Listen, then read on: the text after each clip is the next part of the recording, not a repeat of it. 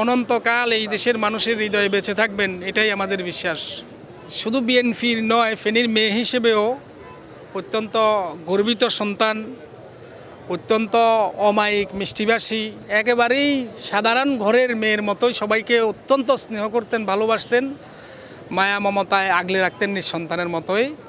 তো আসলে এই কষ্ট, এই ত্যাগ, এই মহিমা এই বাংলাদেশের মানুষ আর কখনো হয়তো পাবে না। এই শূন্যতা থেকে মানুষের হৃদয়ের টানে এখানে আজকে ছুটে আসা। আর উনি পারিবারিকভাবেও সেই চট্টকাল থেকেই আসলে একজন দুঃখী মহিলা, যেটা সাধারণ, উনি একজন প্রধানমন্ত্রী কিন্তু একজন সাধারণ মানুষের চেয়েও সবচেয়ে বেশি দুঃখ কষ্ট সহিষ্ণু।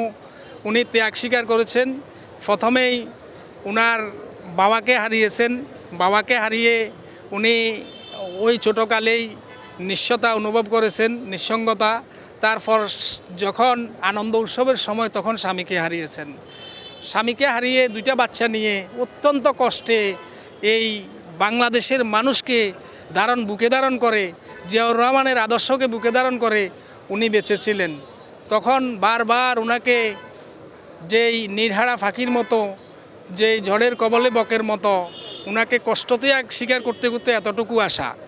আর ফ্যাসিস্ট সরকার তো ওনাকে যেই কষ্ট দিয়েছেন আপনারা জানেন, দেশবাসী বিশ্ববাসী জানে যে ওনাকে এত বেশি কষ্ট দিছে, একসময় বাধ্য করছে যে আপনি দেশ ছেড়ে চলে যান।